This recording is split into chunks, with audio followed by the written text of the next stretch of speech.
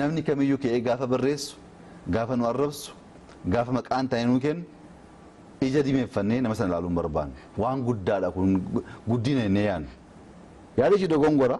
garuu namni yaada isaa ibsachuudhaaf carraa argachuu waan guddaadha kanaaf qabsoofnu waan ta'eef jechuudha garuu kan yaadamuu qabu namoonni akkasii kun gaafa jarri waa'ee kee akka barbaadan dubbatan inni kaanis dubbachuu mirga akka qabu immoo amanuu qabu an dubbachuu hin danda'a an arrabsuu hin danda'a an yaada koo ibsachuu hin danda'a ati garuu ibsachuu hin dandeessu taanaan kun farra dimokiraasii yaadni kamiyyuu haa ba'u haa barraa'u haa dubbatamu yaadni isa faallessu isa mormu jiraannaan garuu inni kaan dhaggeeffachuudhaaf qophaa'aa ta'uu qaba rafuu hin dandeessu nama jibbite halkan gubachaa bultaan bakka namichi hin jirretti inni isin argu haala keessa jirtu hin beeku ati garuu gubachaa bulte kana keessaa ba'uu qabna nama jibbuuf waan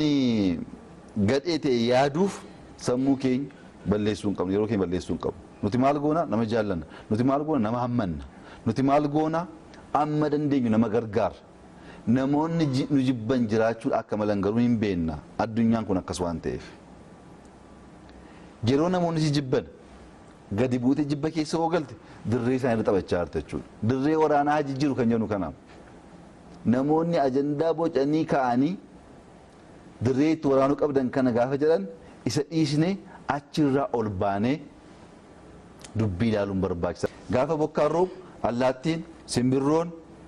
kan samiirra jiru hundi lafatti dhokatu barbaada bokkaan roobaa waan jiruuf bokkaa sana keessa jiraachuu waan hin dandeenyeef godoo barbaaddatu risa duwwaatu burqaa bokkaa sana darbee ol ba'a duumessa jirurra kutee ol ba'eetu bokkaa gadi ilaala gaafa bokkaan dhaabbatu deebi'ee samiitti akka warra kaanii makateetu bali'uu jalqaba jechuudha nuti akka isaa ta'uu qabna maal goona rakkoon gaafa uumamu burqaa isaa dabarree ol baanetu gadi dubbicha ilaalla malee gadi buunee dhoqqee bukaa jiru sana keessatti dhoqqee bukeessuun diinaaf haala mijeessuudha diinnis kan barbaadu gaafa bokkaa roobu gaafa rakkoon uumamu fagaattee deemuu dhiistee achi keessatti boocitee akka dhoqqee si balleessuudhaaf sunnaan malu sunnaan ta'u dirree waraanaa sun kan koomiti ani hin qopheessine yaada koomiteetteetu irraa fagaattee ilaalta.